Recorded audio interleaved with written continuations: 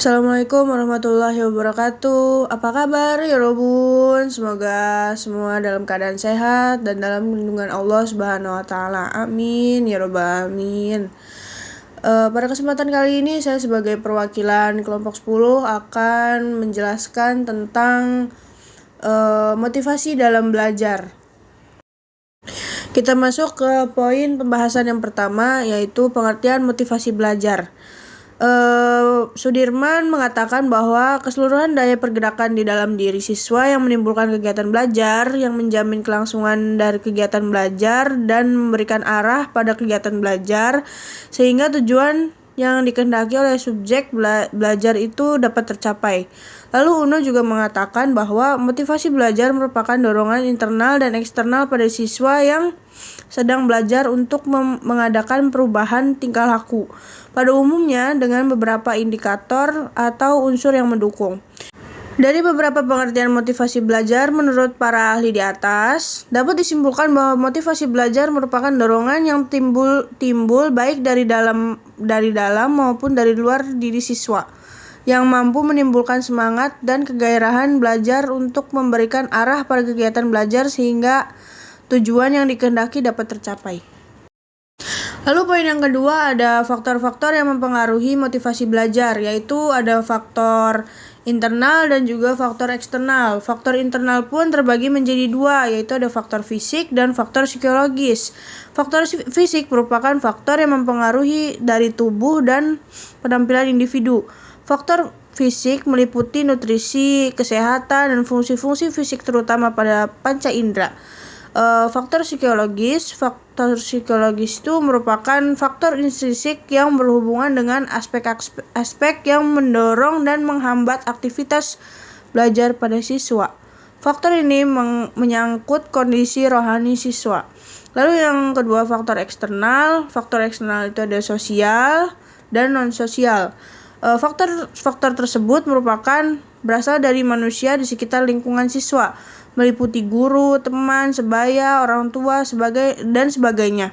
Dan faktor non-sosialnya merupakan faktor yang berasal dari kondisi fisik di sekitar siswa, meliputi keadaan udara, tempat, dan fasilitas belajar.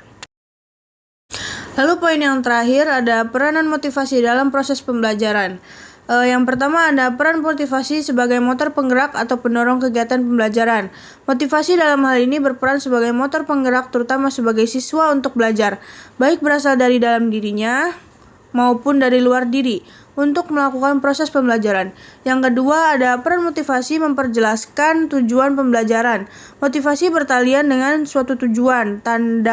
Tanpa ada tujuan, maka tidak akan ada motivasi seseorang. Oleh sebab itu, motivasi sangat berperan penting dalam mencapai hasil pembelajaran siswa untuk menjadi optimal. Dengan demikian, motivasi dapat memberikan arah atau kegiatan bagi siswa yang harus dikerjakan sesuai dengan petunjuk tersebut. Yang ketiga, peran motivasi menyeleksi arah pembuatan. Di sini motivasi dapat berperan menyeleksi arah perbuatan bagi siswa yang harus dikerjakan guna mencapai tujuan. Yang keempat, peran motivasi internal dan eksternal dalam pembelajaran. Dalam kegiatan pembelajaran, motivasi internal biasanya muncul dari dalam diri siswa, sedangkan motivasi eksternal siswa dalam pembelajaran umum didapat dari guru atau pendidik. Yang kelima, peran motivasi melahirkan prestasi. Motivasi sangat berperan dalam pembelajaran siswa dalam meraih prestasi belajar. Tinggi rendahnya prestasi belajar seorang siswa selalu dihubungkan dengan tinggi rendahnya motivasi pembelajaran seorang siswa tersebut. Kesimpulan dari materi ini ialah motivasi belajar berpengaruh positif terhadap hasil belajar siswa. Artinya semakin tinggi motivasi belajar, maka hasil belajar siswa akan semakin tinggi.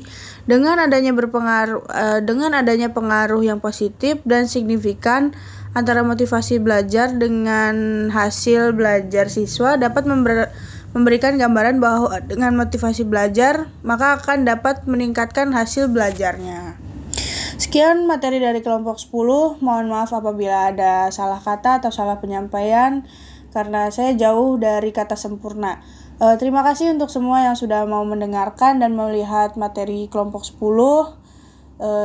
Semoga bermanfaat dan saya akhiri. Wassalamualaikum warahmatullahi wabarakatuh.